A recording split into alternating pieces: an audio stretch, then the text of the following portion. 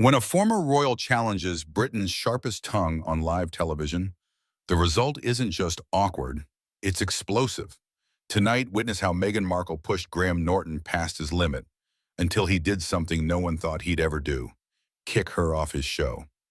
What began as playful banter quickly escalated into a brutal clash of egos and pride, proving that even Britain's most charming host has his breaking point when respect is thrown out the window.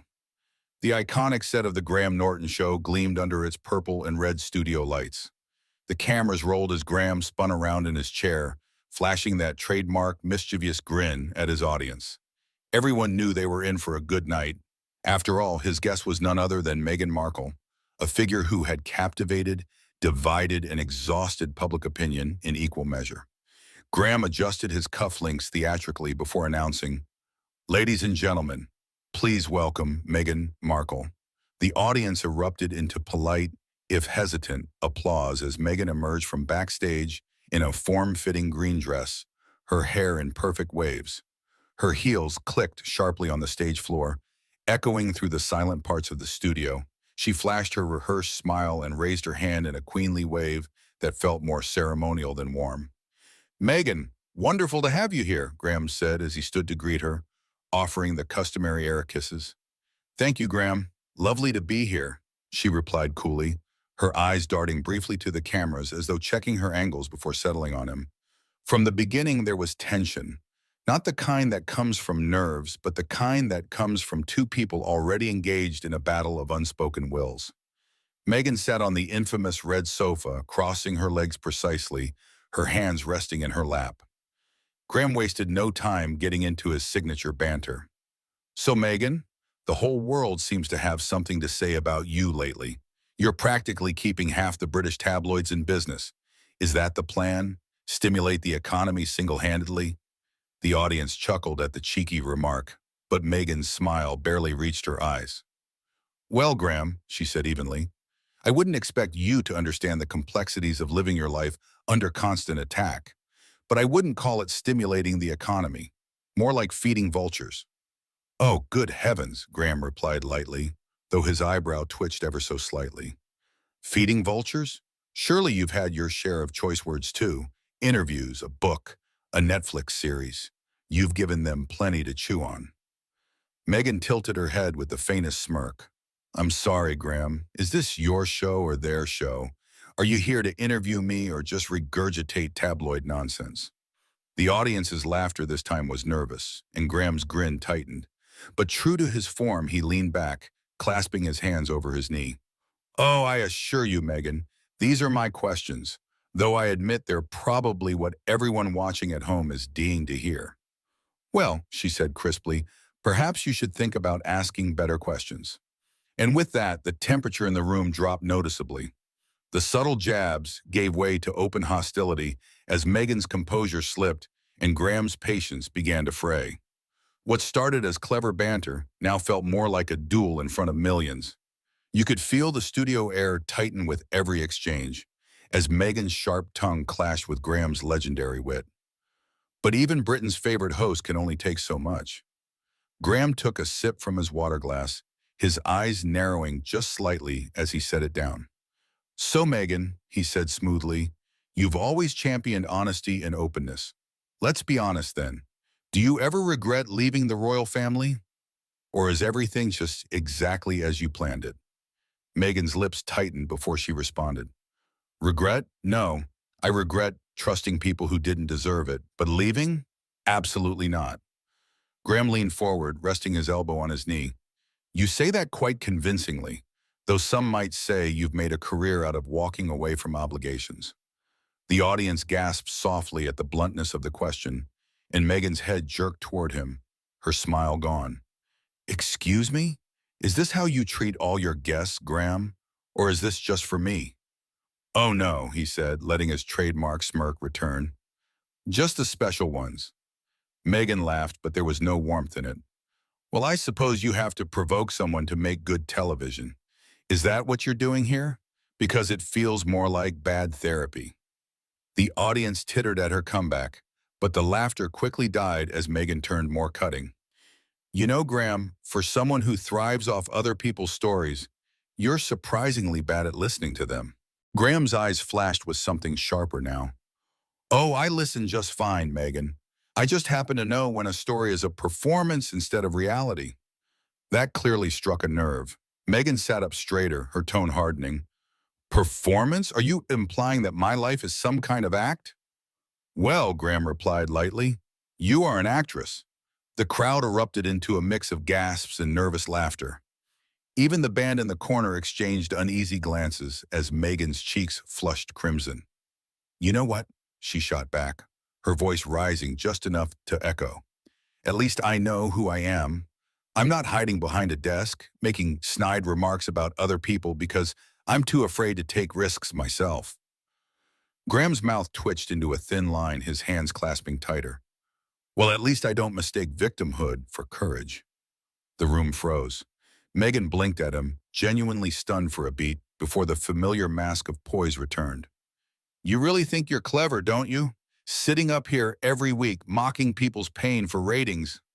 Better than monetizing it, Graham shot back without missing a beat. The audience collectively inhaled, the tension between them now crackling like static. Meghan leaned forward, her eyes locking onto his. Careful, Graham, she hissed, her voice low but dangerous. You're about one question away from making a very big mistake. Oh, Graham replied, his voice matching her edge. And what mistake would that be? Asking you what everyone else is already thinking? Meghan's laugh this time was sharp and humorless. No, Graham, forgetting that you're not untouchable. The silence that followed was deafening, the audience shifting in their seats as if afraid to even breathe too loudly.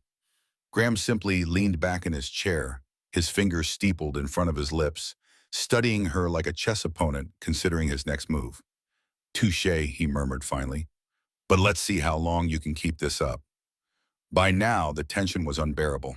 Even the audience could feel it in their bones. Meghan's sharp words had pierced through every polite boundary, but Graham's legendary patience was wearing thin. What began as witty banter had turned into a battle of egos, and the cracks were starting to show. But no one expected just how far Meghan would push, or how Graham would respond. The studio felt like it was holding its breath.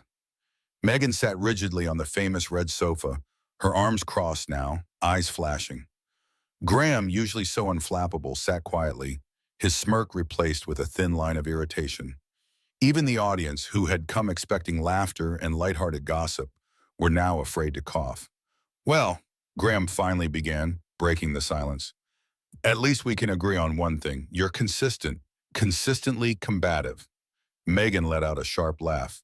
You're hilarious, Graham. A man who's made a career out of needling guests thinks I'm combative? How original. He raised an eyebrow. Not original, Meghan. Just accurate. She tilted her head, her tone dripping with sarcasm. Oh, do you get a medal every time you insult a guest, just enough to make headlines, but not enough to get canceled? Is that how this works? The audience gasped, and a few even chuckled nervously. Graham's lips twitched, but not into a smile. Oh, don't flatter yourself, Meghan. I've had far more challenging guests than you. Meghan leaned forward, her voice dropping low, the kind of quiet that cut deeper than shouting. I'm sure you have, but tell me, how many of them left this stage wishing they'd never agreed to come here? Graham's jaw flexed ever so slightly, and he adjusted his cuffs deliberately before responding. The ones who confuse accountability with cruelty usually do. For a fleeting moment, Meghan faltered, but she quickly recovered, her voice rising slightly. Oh, please. You're not holding anyone accountable here. You're just another cynical old man pretending to be relevant by tearing people down. The words hung in the air like smoke. You could hear a pin drop. Even the band stopped fiddling with their instruments. Graham's gaze hardened. Cynical? He repeated softly, but there was nothing soft in his tone. You're calling me cynical? Meghan didn't flinch. That's right, cynical, jaded, bitter. Take your pick. His nostrils flared just slightly. Better cynical than sanctimonious. Meghan's cheeks flushed, but her lips curled into a faint, defiant smile. That's cute, Graham. Really? Trying to turn this around on me? Is that what you do when you run out of clever insults? Graham shifted slightly, no longer bothering to mask his irritation. Oh, trust me, I've got plenty left. Then Meghan made the mistake that changed everything. You know, she began, her voice now openly mocking, I can see why you've never really made it beyond this sofa. Too scared to do anything real. Too scared to actually create anything. Easier to just sit here, safe, sniping at people who've actually risked something. The audience gasped, and Graham's eyes narrowed to slits. His usually rosy cheeks drained of color. You think sitting here isn't real? You think what I do has no value? That's rich, coming from someone who's turned victimhood into a brand. Meghan's eyes widened, and she actually laughed, a sharp, cutting sound that startled even the cameras into hesitation. Oh, there it is, the truth at last. You just can't stand that I walked away and still became bigger than you'll ever be. You think walking away makes you brave? Graham's voice rose now, and even the producers at the side of the stage looked alarmed. You think abandoning responsibility and then crying about it makes you admirable? Meghan stood then, the movement sudden, defiant. The audience collectively recoiled. You don't get to talk to me like that, she hissed. You don't know me, Graham. You don't know what I've been through. And you don't know when to stop, he replied evenly, though his voice now carried an unmistakable chill. They stood there, both on their feet now, glaring at each other, the iconic red sofa between them like a battlefield. Meghan crossed her arms and took a step closer. You're pathetic. Graham smiled faintly, but it didn't reach his eyes. And you're finished. The crowd audibly gasped. Even the lighting seemed to dim slightly, as though the studio itself had sensed something irreparable had just happened. Meghan's fists clenched at her sides, her voice dropping to a whisper that the microphone still picked up. You'll regret this. Oh, my dear, Graham replied just as quietly. I already do. The tension was suffocating now. Both stood rigid, eyes locked, neither willing to back down. But everyone knew something had to give. The air was thick, the audience frozen. Meghan and Graham stood toe-to-toe, a battle of pride and wounded egos, neither one willing to blink first. But even the fiercest storms have an end. And when it came, it was brutal. Nobody in that studio would ever forget what happened next, when Graham finally crossed the line from charming host to decisive judge, and Meghan found herself walking out, her dignity hanging by a thread. The silence stretched on for what felt like an eternity. Meghan's arms stayed crossed, her gaze unwavering, though her breathing was now sharp and audible. Graham's hands rested on the back of the red sofa, his knuckles white, his jaw locked. From the audience, someone coughed nervously. Another whispered, "Oh my God," under their breath. The cameras stayed fixed, catching every flicker of tension like a predator stalking prey. Then Graham straightened. His expression had shifted. The mischievous sparkle in his eyes was gone, replaced by something steely and commanding. He adjusted his jacket, smoothed his tie, and spoke, his voice cold, clear, and devastating. Meghan, he said, addressing her formally now, I think we're done here. Meghan blinked as though she hadn't quite heard. Excuse me? You heard me, he replied, standing tall, his voice carrying easily through the stunned silence.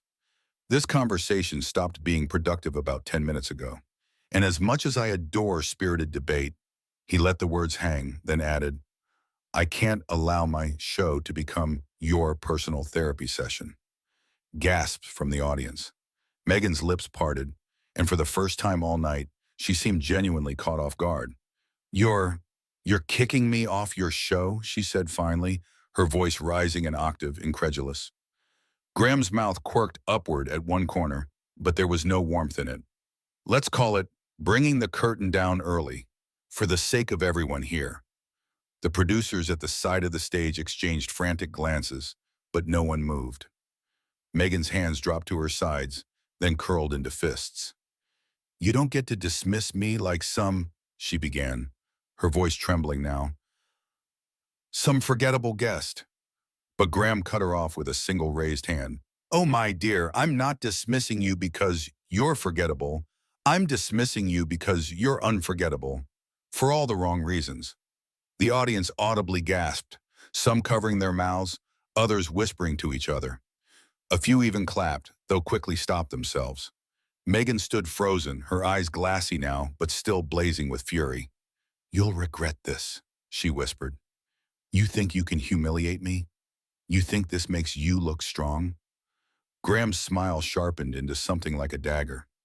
"No, Meghan, this isn't about looking strong. This is about reminding you, and everyone else watching, that respect is not optional here, and you left yours at the door." "That did it?"